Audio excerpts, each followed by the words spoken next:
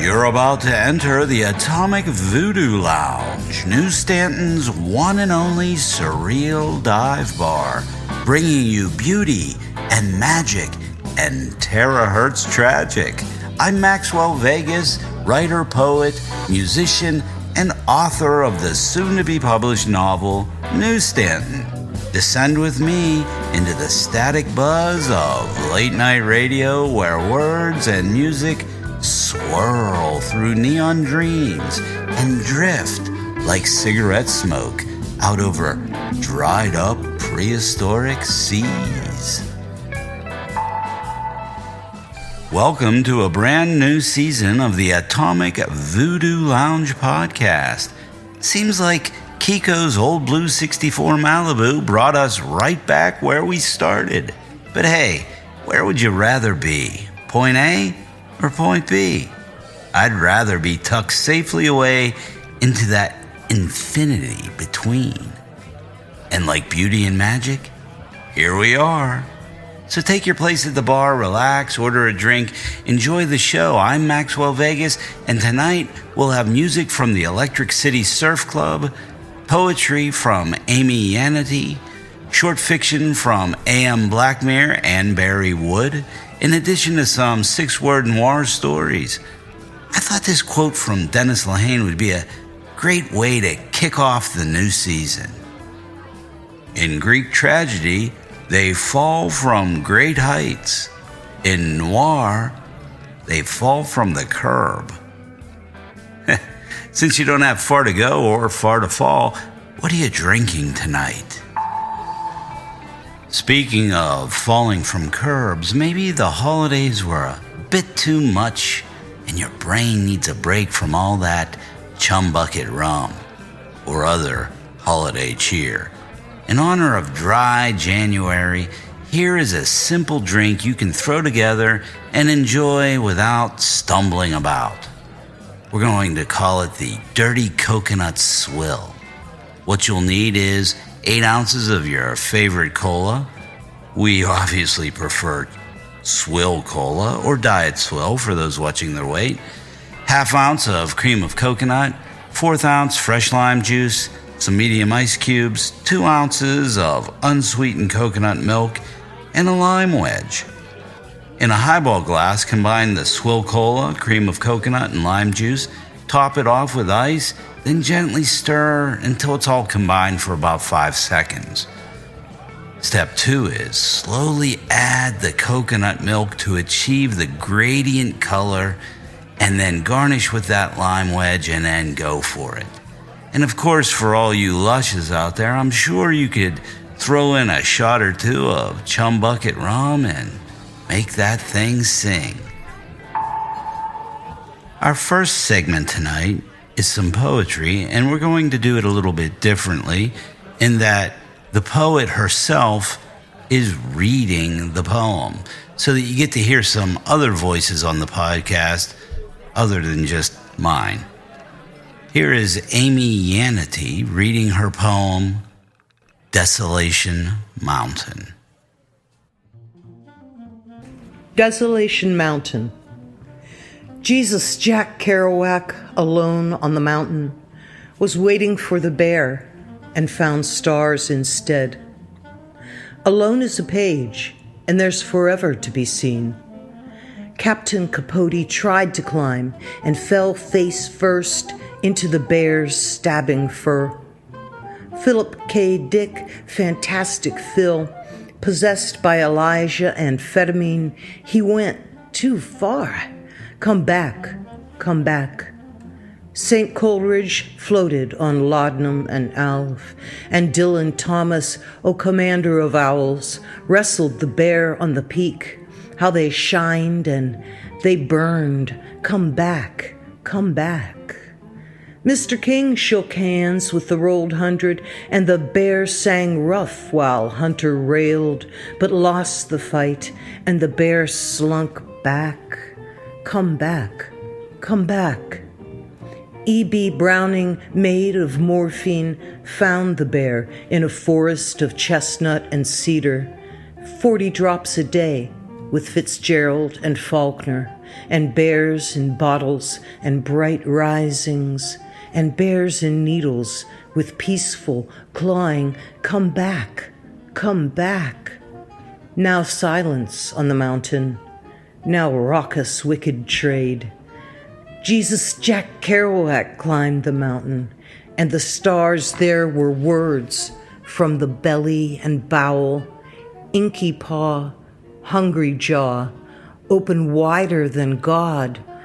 All alone on the mountain, he took the vow that rolled him and shook him all the way to Seattle. But the needle is not important, King Burroughs whispered in his ear. Nor claw, nor bottle, nor spoon. Any way will do. Just come back. Come back. Come back. Amy Yanity is the author of The Weather Inside Her and Visitations, both collections of her poetry. She hosts the Wandering Soul podcast and manages the Wandering Nicks, a vintage and metaphysical shop in Western New York. A career educator, Yanity teaches composition at Alfred State College in Alfred, New York. You can follow her podcast featuring stories of the mysterious and paranormal on Spotify. Check out her shop at wanderingnicks.com. The Electric City Surf Club, brainchild of guitarist Sean Flynn, is coming in hot from Scranton, PA, of all places. Influenced by Dick Dale and his Dale Tones, Hound Dog Taylor, the Centurions, the Volcanics, and of course Link Wray, Flynn's intention was to create something of a mythic band from a bygone era. Sounds perfect for the Atomic Voodoo Lounge, don't you think? Little did he realize his EP, All Coal, No Waves, would become an underground surf hit, and his musical experiment would spawn an actual band. Hell, they even have some super cool t-shirts. The song titles on All Coal, No Waves makes various references to unique aspects of Northeast Pennsylvania. You know, where all the giant waves come crashing in. Surf 'em if you got 'em. Here's Geisha Geisha.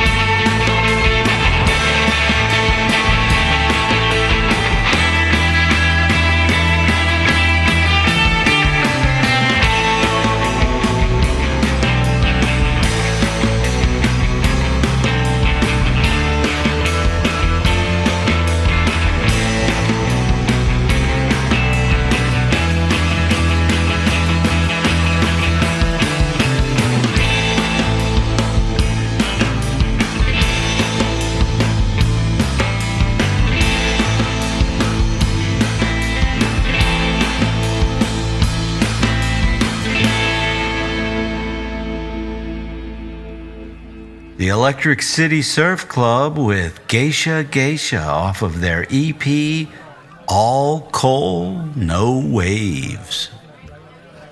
Check them out on Spotify or Apple Music. Also look them up on Facebook.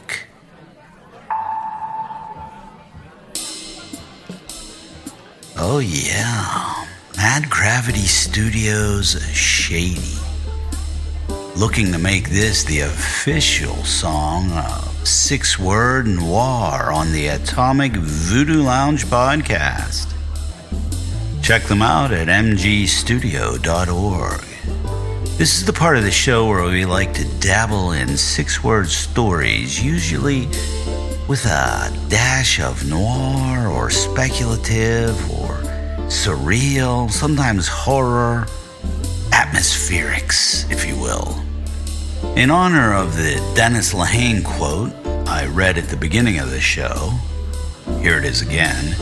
In Greek tragedy, they fall from great heights. In noir, they fall from the curb. In honor of that quote, I decided to come up with some new Stanton Noir, a series of 6-word stories that loosely fall together into a larger structure of sorts.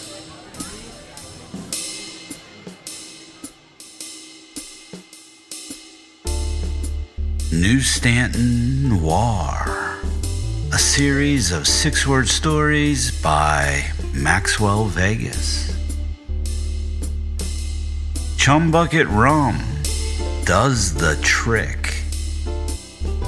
Last call, Sam says, all powder blue. Sam, straight, no swill this time. Harold, you're crooked as can be. Green eyes from across the bar. Angel or devil? What's the difference? Your type. Always your type, Harold. Center Avenue tilts to both sides. Curb the street. A slow descent. Red fingernails, cigarettes, post-midnight sidewalks. Why, hello, handsome. Need a lift? Green eyes reached into the gutter. But I only pulled her down.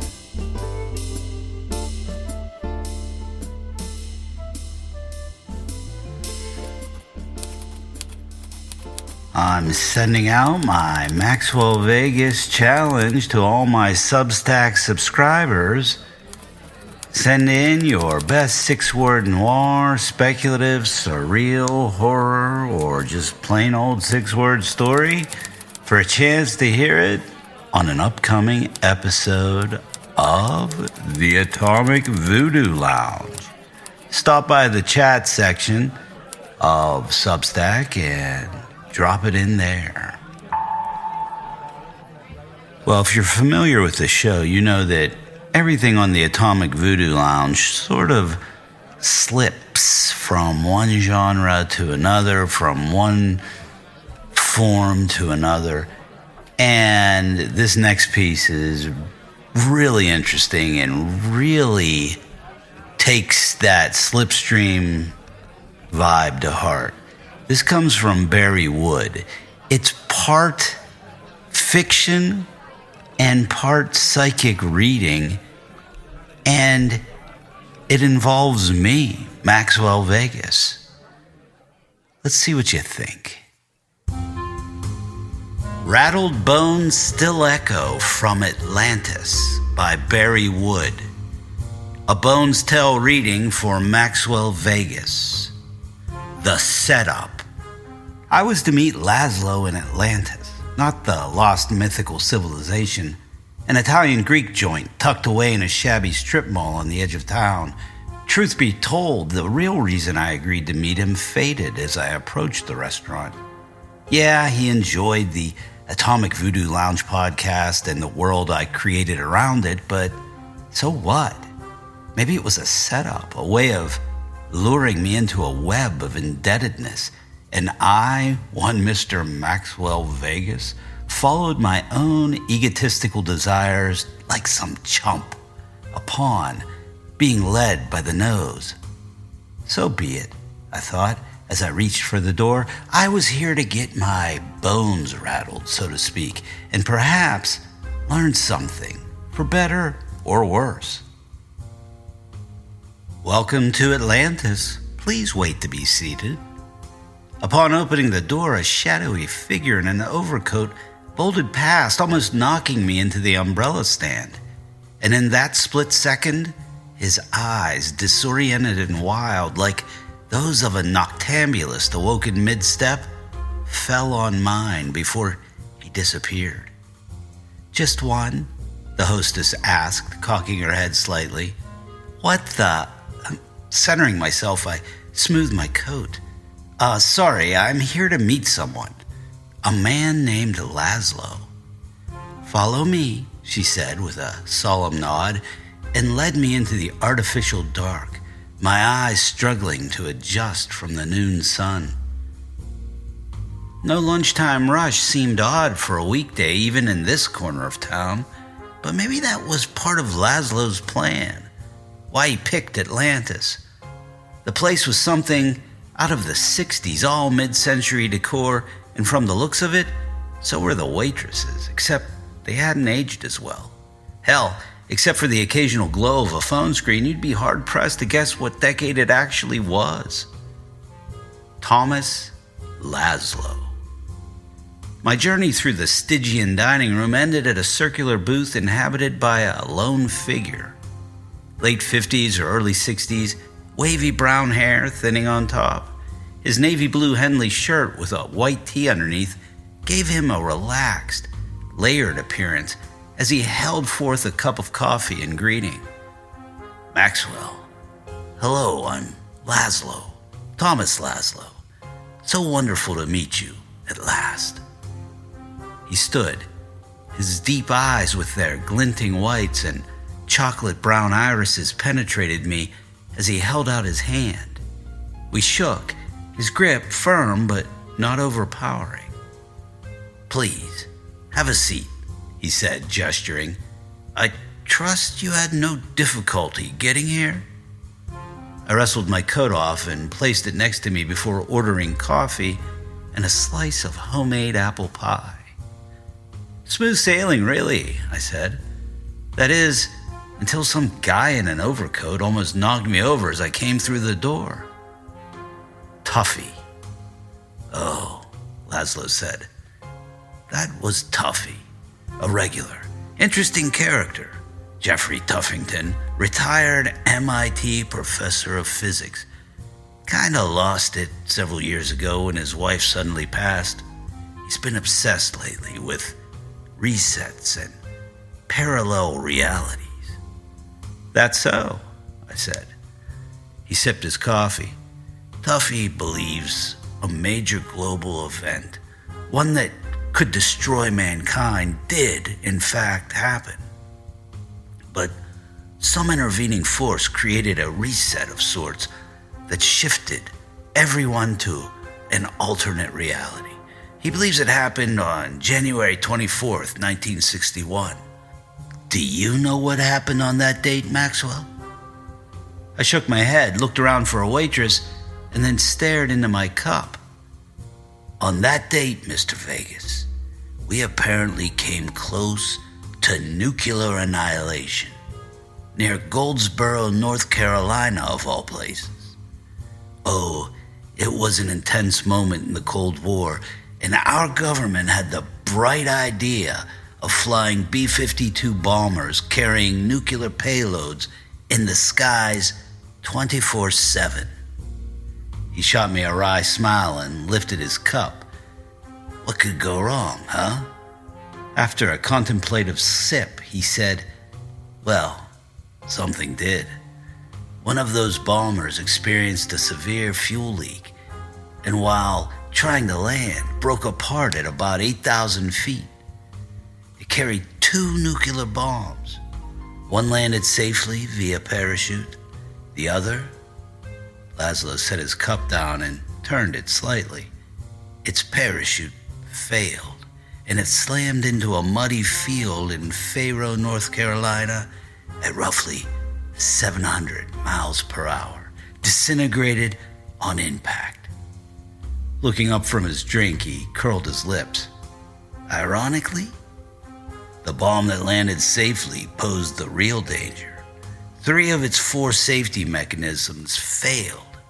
Now get this. The only reason we are here right now having this conversation is because the 4th mechanism, a low-voltage manual switch, worked. Well, Jeffrey Tuffy, believes there is more to it, a more fascinating reason we're all still here. He contends that bomb detonated and set off a chain reaction leading to a global catastrophe. Fortunately, a reset occurred. I know, Maxwell, you're going to ask who or what intervened. I have no idea. But Tuffy was in a rush to leave today because he was close to figuring out when the next event will occur. You really believe that? I asked, picking up my empty glass. Maybe. He shook his head. What do I know about quantum physics? The waitress brought more coffee and my slice of apple pie on a serving tray. Ah, Laszlo said, a favorite of many Atlantis regulars. And I soon knew why. Of Dice and Men, the Bones Tell Oracle. The waitress came by and refilled my water glass, but oddly left Laszlo's empty. Well, let's get to it, shall we? Laszlo asked. You've come with a question, I believe. I did, I said. I have many, but there's one, given this juncture in my life, that takes precedence. Laszlo smiled. His brown irises deepened even further as he nodded an invitation. I have this universe I created around the Atomic Voodoo Lounge. But you know what's interesting? New Stanton came first. I wrote the first draft 10 years ago. The Atomic Voodoo Lounge was called the AMS back then. My wife and I brainstormed the name Atomic Voodoo Lounge sitting on our deck one summer in an attempt to create a mid-century magical bar. Maxwell, yes? Your question? Right, sorry. Now that the novel is in its final form and about to be published, I'd really like to know what I can do to make New Stanton a success. Every writer wants their baby to be successful. But I'm feeling a bit behind the 8 ball here, if you know what I mean, with my age and all. That is a well-phrased question, Laszlo said. Empowering and helpful. I must often spend considerable time and consume much too much coffee guiding clients and crafting their questions. They want answers without effort. But you, Maxwell, put the onus on yourself as the hand of fortune. I like that. Laszlo moved his coffee cup to one side and spread a cloth napkin on the table, smoothing it with careful hands. Then reaching into his coat pocket, he produced a black Crown Royal drawstring bag, its crushed velvet somehow symbolic and comforting in the Atlantis dims. He loosened the drawstring and poured the contents into his empty water glass. 8 oddly shaped dice. Their only similarity to actual dice were their solid white color, no spots, just digits, each die carved with a different number of sides. If I were shooting craps with Salvatore Dali in a back alley, these would be the bones we'd throw against surreal walls and melting clocks. I pointed to a lone black die with white numbers mixed in with the others. That, my friend, Laszlo said, is an extra 10-sided die, which I'll need to be able to tell apart from the rest. Each one of these beauties holds some facet of insight about your question. He rattled the dice, and for a moment, they became the characters from New Stanton, swirling, tumbling, about to be thrown onto paper for others' voyeuristic pleasures. Some say that every story an author writes is a confession. Others say confession is good for the soul. For me, there was no turning back. The dice scattered on the napkin, and Laszlo inspected them like a detective working a crime scene. Picking up the most normal-looking die in the bunch, he said, "This four-sided die represents the surrounding energy of the situation. Number 4, Earth. Earth represents the novel's structural foundation." And so, the reading began, each die revealing yet another aspect of my question, a jigsaw puzzle of numbers and words slowly emerging into a complete picture. Laszlo spent more time on some die than others. I had to hold my tongue. There was so much I wanted to say, yet I needed to let the whole thing play out, savor every word. While some statements were familiar actions I had already taken or planned on taking, it was validating to see and hear them played out before me, and what I was afraid of learning about New Stanton turned out to be positive and hopeful, and somehow, through the whole thing, my apple pie disappeared, the fork on the crumb-filled plate tired and lonely. After some post-reading chit-chat, we went our separate ways, my mind filled with ideas and possibilities as I exited Atlantis and walked through the strip mall's lot. Tuffy, dream realms, and timeline jumps. As fate would have it, I found myself in the vicinity of Atlantis a few weeks later. I needed to get an old amp fixed and decided to stop by and pick up a slice of that homemade apple pie. Thought maybe I'd run into Laszlo, that Atlantis regular extraordinaire. However, looking around the strip mall, I didn't see the restaurant. I did a double take, unsure if I parked in a different spot or something. "Come on, the strip mall isn't that big," I mumbled, scanning the property. 2 guys were talking outside the Starbucks at the corner. "Excuse me, you know where Atlantis is?" I asked. "Yeah," one man said. "It was over there." He pointed to where I thought it was. "Closed up about 5 years ago. Couldn't survive the pandemic, I guess." "But too bad, it was a fixture in the community." He looked to his buddy for confirmation. "Lasted close to 40 years. "Thanks," I said, shaking my head, confused, and walked over to where I swear it was less than a month ago. Pressing my face against the window, I peered into a shiny, new retro diner. Chrome counters, chrome-edged booths with tabletop jukeboxes, all in a sickening bright yellow decor. Just then, I caught a glimpse of a face bearing the disoriented look of a sleepwalker awakened at the wrong time.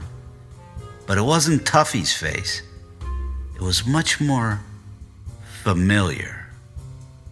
Back in my car, I Googled the restaurant and found an article dated January 17th, 2021, explaining that Atlantis was yet another casualty of COVID. A quote from the owner stated that the restaurant would close for good on January 24th. My mind swirled. Wasn't that the date Laszlo told me about the nuclear bomb mishap? I Googled that too. January 24th, 1961, exactly 60 years to the day. Maybe Tuffy was onto something. I started the car and pulled out of the strip mall's lot. No slice of apple pie, just a dream that once lived in Atlantis.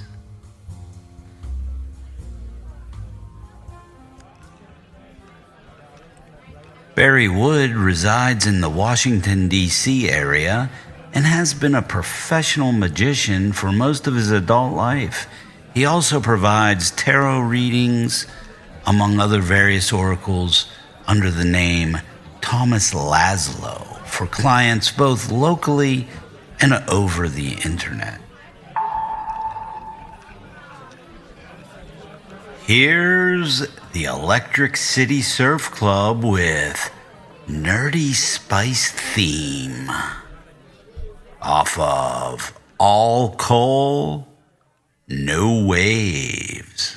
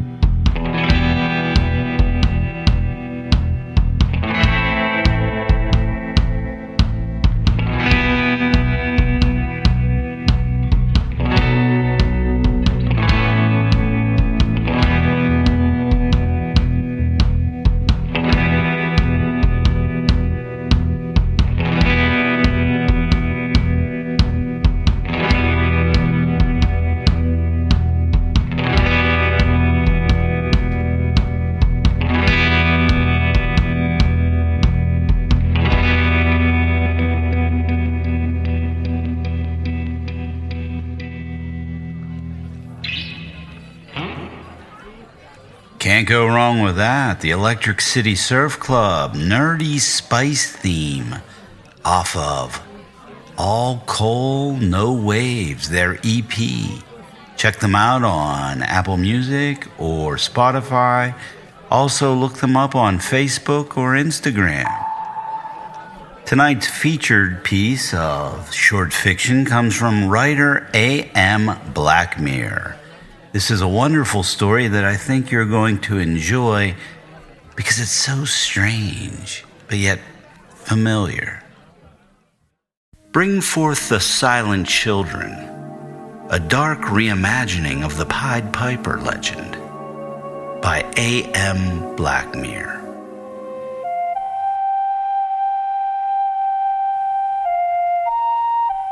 The piper's cloak hung to her ankles, sodden black velvet drinking the dregs of last night's rain. She stood with one foot braced in the rut of the gutter, her chin tipped high, the flute's bone-pale length pressed to her mouth.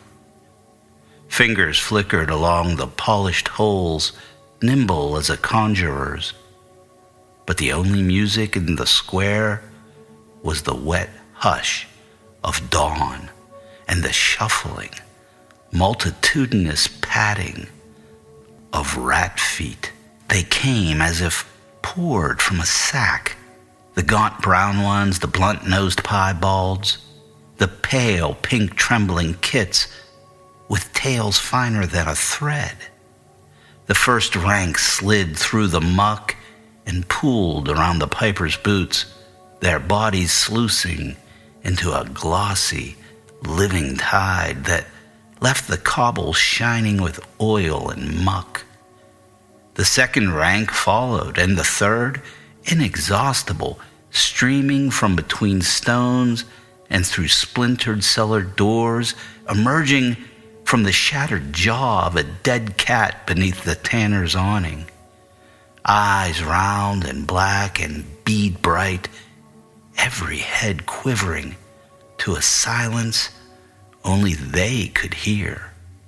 From above, in the shuttered window of the apothecary, a woman watched, her face the color of candle stubs, wringing her hands as if she could throttle the piper's tune at the source.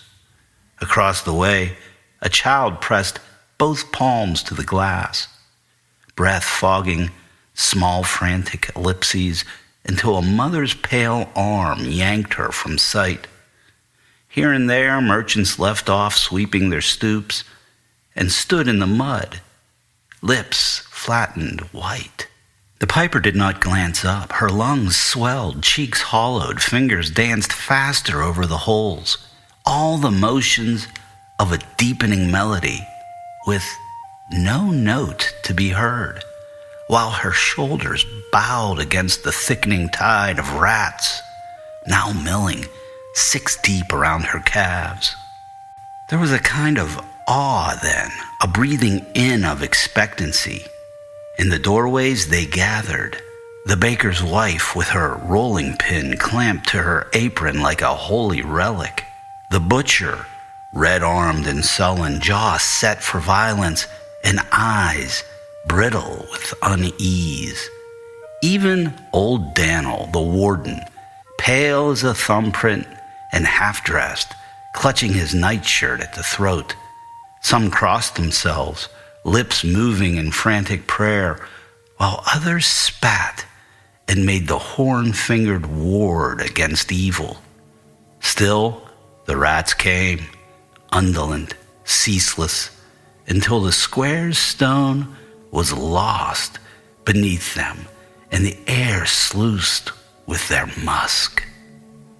On the far side of the square, a pair of the town's broomsmen waited, faces set in the peculiar blankness of men who have lived too long beside calamity. They wore their worst boots, their faces wrapped in soiled kerchiefs, and their eyes fixed anywhere but on the piper herself. As the last of the rats funneled past, the broomsmen hustled down the alley, trailing the vermin as if shepherding a grotesque parade. Every morning was the same. The rats would be led beyond the town gates to the river or the charred fields and left to shudder into the wild or drown. Each evening, some few would find their way back, but never enough to require more than a soft jog of the piper's head, never enough to keep her from her allotted circuit. The townsfolk never paid her in words. When she passed, merchant windows sealed with a snap, customers ducked behind barrels and counters, and the smallest children pressed their hands over their ears as if even the ghost of her music might pull them from their beds at night. On Mondays, the baker left a clay loaf by the piper's stoop, a fresh bowl set atop a square of damp linen, always with a thumbprint pressed into the crust. On Fridays, a handful of coins rolled from the nurse's broad palm into the piper's own, the exchange silent but for the rattle of metal on skin. No one ever met her gaze. Sometimes the children played at being her. They snatched reeds from the marsh and postured in the road, whistling tunelessly and marching a line of beetles across the stones. Their mothers would seize them by the wrists and cuff their ears, muttering about the devil's tune, about mouths that summoned more than they could silence. It was said in the hush of candlelight that the piper had once been a child herself, daughter of the old bellman who drowned in silt for the town's sake when the river turned to poison. It was said she ate nothing but the flesh of the rats, and that her tongue was a coiled pink worm, or that she had cut it out herself, a sacrifice for a life unburdened by sound. It was said also that her flute was not wood, nor bone, nor silver, but the hollowed femur of a monster, its music a hunger that could not be fed. She never lingered among the living. At dusk, the piper would walk the length of the embankment, skirted by the thin mist that rose from the marshes, her shadow trailing long and dark over the water. There, she unrolled her mat beneath the wattle tree and ate her bread and wiped the crumbs from her lips with the hem of her sleeve. Sometimes, when the moon was bright, she would unstop the flute and run her fingers along the holes, tracing the gentle ridges like a prayer bead.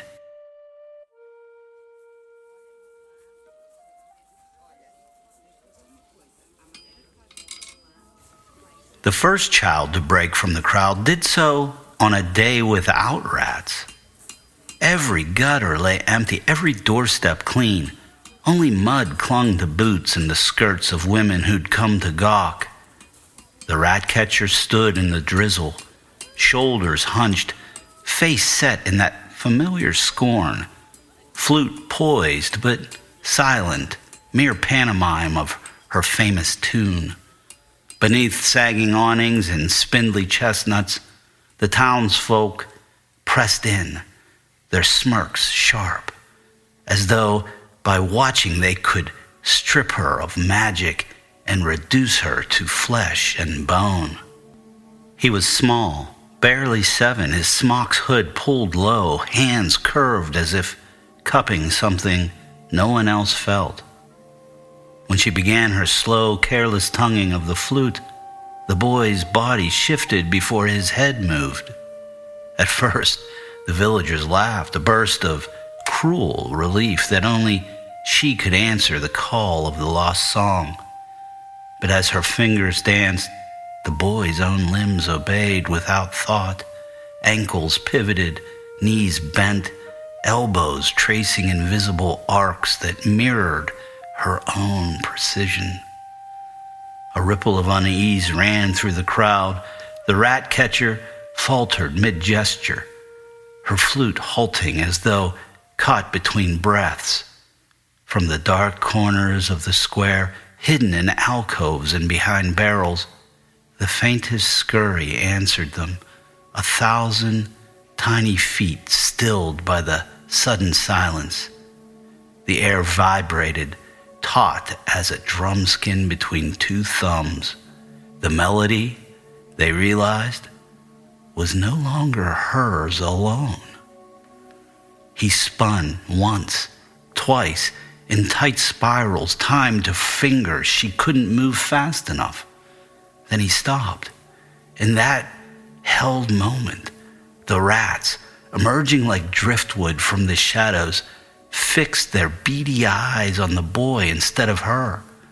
A collective shudder passed through them, their twitching whiskers suddenly still.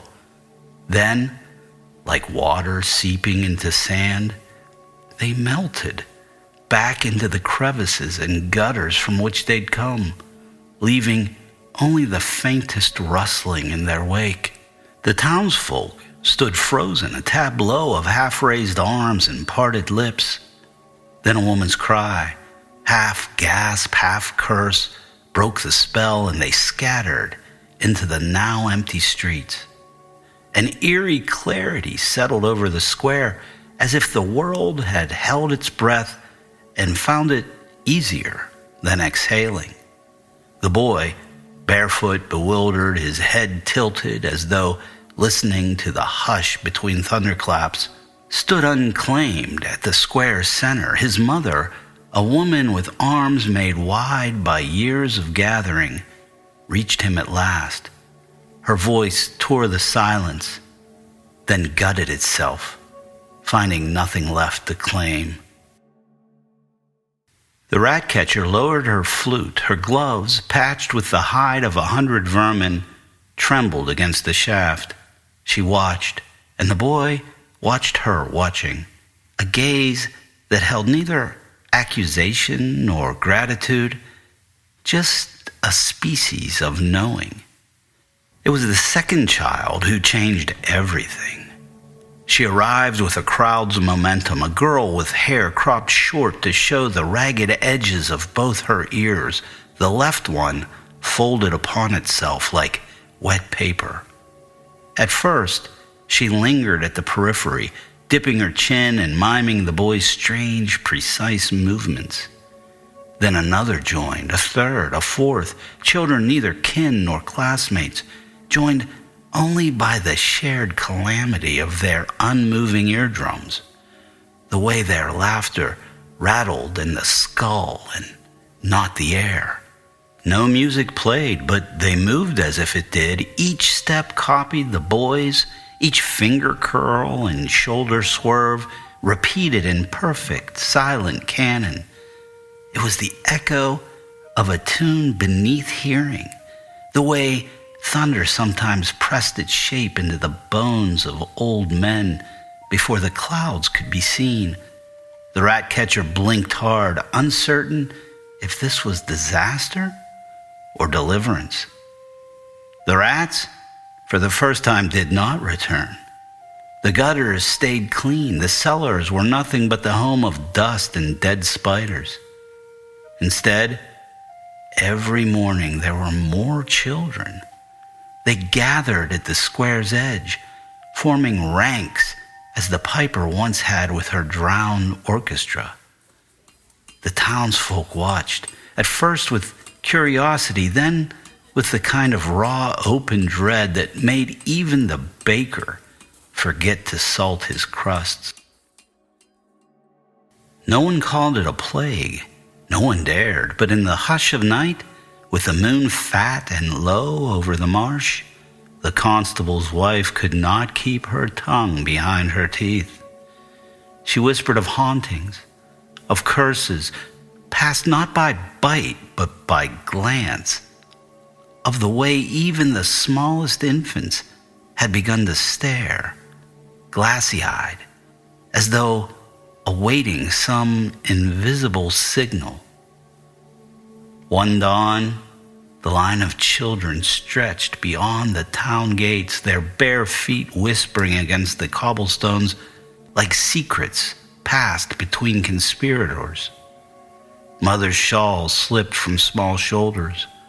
Fathers' boots dragged too large on tiny heels. They moved, two by two, fingers intertwined like ivy, deaf to the names that broke against their backs. Thomas, Marianne, please, my Eliza. The cries scattered like birds startled from branches, falling into silence against unhearing ears. At their head, the boy's hands conducted an invisible orchestra, his face tilted skyward as though receiving communion. The piper remained rooted to the gutter, frost forming around her ankles. Her flute, once a scepter of command, hung limp between numbed fingers. She strained to hear the music that must be guiding them, tilting her head toward the procession like a hound catching a distant scent. But the air held nothing but the soft shuffle of small feet. She watched them flow past her like water through cupped hands. A current she once commanded, now carrying itself away. Each small body another drop in a tide she could neither halt nor follow. Quite a story. You can check out AM Black Mirror on Substack at amblackmirror.substack.com. Black Mirror is spelled BLACKMERE. You can also find the works of AM Black Mirror on Amazon. In fact, A Procession of Ashes, a medieval horror novella, is set to be launched on February 17th. So head on over to Amazon, look up AM Black Mirror, and pre-order that. It's going to be great. I'll also have links posted in the notes section of my Substack. Coming soon from Heavy Sixer Productions, New Stanton, a novel by Maxwell Vegas. Mr. Harold Dean, a shady alcoholic, just woke up with one hell of a hangover at the Starlight Inn, New Stanton's dingy motel. The only problem is, New Stanton doesn't exist. Join Mr. Dean on this postmodern night journey through buried memories, liminal spaces, and treachery as he searches for his sole means of escape, a blue 1964 Chevy Malibu. Will he be able to find his car before the evil Dr. Freytag does? Can Mr. Dean trust a host of bizarre characters to help him solve the mysteries of his own dysfunction and accept that New Stanton is exactly where he needs to be? The answer to these questions and many more lies scattered across New Stanton, a town that sits on the edge of a dried-up prehistoric sea, a town that exists inside and down.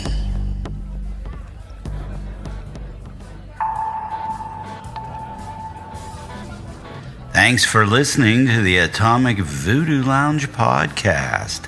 I'm Maxwell Vegas.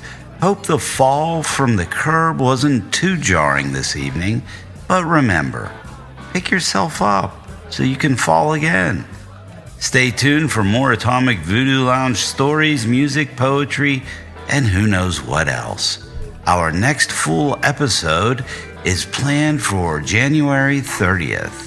If you enjoyed this episode and you'd like to help support the podcast, please subscribe at atomicvoodoolounge.com. Did I mention it's totally free? And spread the good word. If you are interested in contributing or being a sponsor, drop me a line and we can discuss the particulars.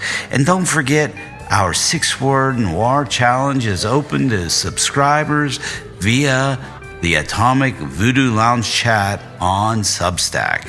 So check out Atomic Voodoo Lounge on Substack and subscribe. Find out more about Maxwell Vegas and Heavy Sixer Productions at heavysixerproductions.com or maxwellvegas.com. And remember, Vegas is spelled V-A-G-U-S.